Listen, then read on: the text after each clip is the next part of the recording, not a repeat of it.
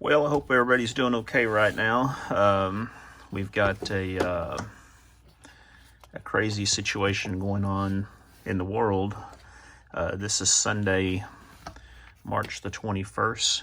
I'm sorry, Sunday, March the 22nd, 2020. And if you're watching this video right now in this time frame, you know that the big word in the world right now is COVID-19, coronavirus, whatever you want to call it. But it's got everybody concerned, myself included. As I mentioned in my previous videos, I'm not a prepper by any means, but I am happy that I came into this virus situation a little bit better prepared than a lot of people. But I don't want to talk about that today. Everybody knows what's going on with that. Just my thoughts and prayers with everybody. Hopefully we'll come through this okay. I know it's going to put a ripple in the economy, but, life will go on. So everything's going to be good on that in the end.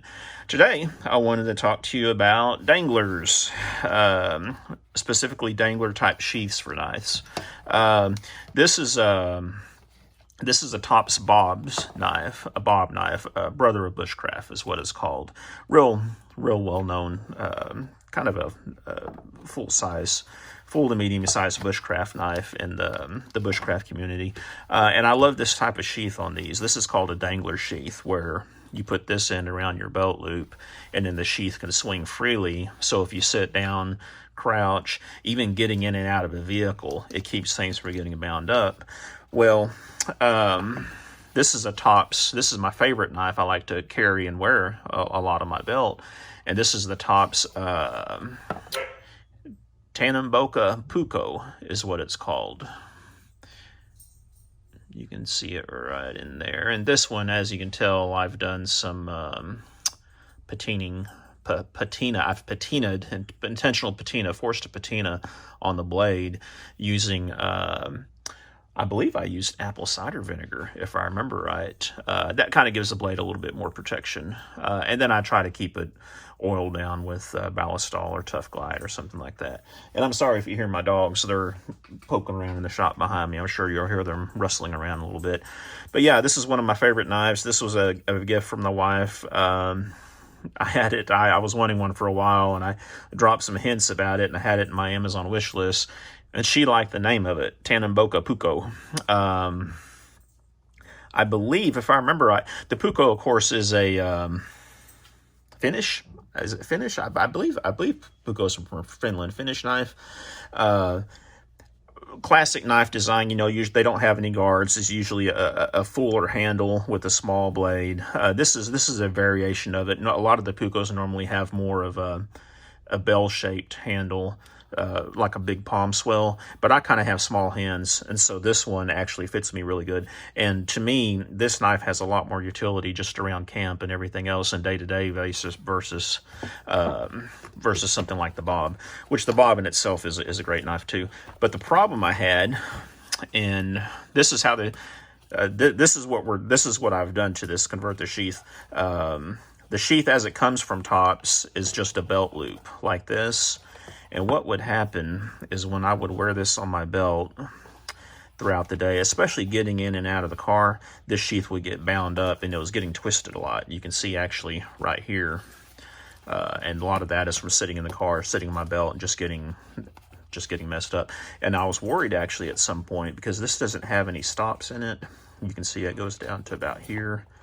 I was worried at some point that I was going to get a puncture with the if I kept it up. Kept on wearing it like it was, with the blade eventually cutting through the leather. So I wanted to convert it to a dangler. So this is what I've done. Pretty easy process, pretty self-explanatory. A lot of people just put a paracord loop on here and run their belt through the paracord, but I wanted something a little bit more stable. So I used the paracord loop on here, just doubled around and tied it with a square knot. This is just a piece of leather that I had around the shop. Actually, I cut it from a larger piece of leather. I don't know what this is. It looks like it's probably around 14, 15 ounce leather probably. And then I also had from when I used to do a lot of sheath making when I had the blacksmith shop. Had a lot of these little rivets, leather rivets in different lengths and sizes with the small anvil and the little tool that's used to mash them down, and they work pretty easy. Basically, you have the small rivet portion. See if I can show you this here, if I can grab a hold of one of these little suckers. And this goes down inside of that, and then when you hammer it together, it causes it to mushroom around that part, and you end up with something like this. Of course, I used a lot shorter one on this. You have to use the appropriate length. And I just noticed I used 2 different sizes. Not intentional. Probably should have paid a little bit closer attention, but I was just wanting to rig up something really quick. And basically, I had a round loop of leather. And so then I soaked it down real good with some water. I put it in the vise and squeezed it between 2 boards for a few hours, and that gave me the shape that I'm looking for right here.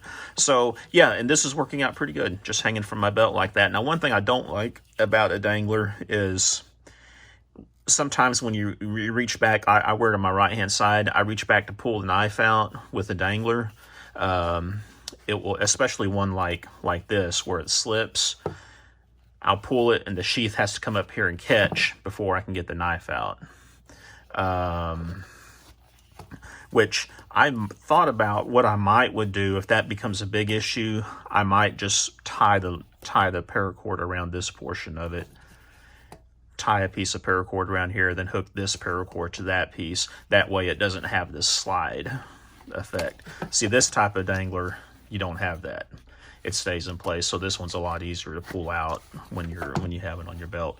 But yeah, so far it's working pretty good. And I probably, next time I go to Tandy Leather or feel like on Amazon, I'll see if I can find just a leather snap setup like this, because this is really nice to use instead of this one. And I'm sure next time I go to Tandy Leather as well, they probably have some nice D-rings that I can put around this. Now, it'll have to be a D-ring that's not welded, because I'll have to bend it out of place, put it around, and then crimp it back in. But that's all something that I can do at a later point. By the time I do all that, I'll be probably better off just making a new sheath for this, a new dangler. But I really like this so far. I mean, it seems like it solved the problem. So I just want to throw that out here for you guys today. We'll call this converting a standard sheath to a dangler sheath. Cheap, easy way. Even if you don't have access to a piece of leather like this, if you can find a leather that's to closed loop, or any sort of item or material that's closed loop, you can run the paracord through it. And like I said, a lot of people just make the paracord loop bigger, and then they'll put their belt right through the paracord loop to convert it. So it's definitely a lot easier than, than cheaper than going out and buying a sheath. I believe for these bobs, I think Tops sells this dangler sheath. I think I'm wanting to say it's like around $50 or something like that. Maybe a little bit more. I don't know for sure. But obviously, I mean, it's a very nice quality sheath. But anyway, hope this is helpful for you guys. Feel free to comment. Let me see what you like to carry. When I'm working, I work at a desk environment, sitting in my butt all day. I can't really wear this to work because it's like business casual. My boss already rolls his eyes at me when he sees my 5'11" pants or something like that I'm wearing in the work environment. But he's a good guy, so I think he'll let it slide with me. This is like when I'm out and about shopping, wearing my Carhartt shorts or whatever, or something like that. And my t-shirt usually covers it up most of the way anyway. But it's nice just to have a good all-purpose knife with you. So yeah, hope this helps. Feel free to comment, like, subscribe if you're not subscribed already. That really helps. I'm trying to grow the channel. I have 65 subscribers as of today. I think that's 3 more than I had last week. So yeah, maybe this will turn into something. Heck, who knows? If this virus situation gets under control, we may break 100 subscribers by the end of the year. We're really smoking, guys. Anyway, be safe out there. If you can, stay home. Don't go out putting yourself at risk in the public. I know it's inevitable sometimes. People need things, but stay home as much as you can and be safe. Okay, thanks everyone.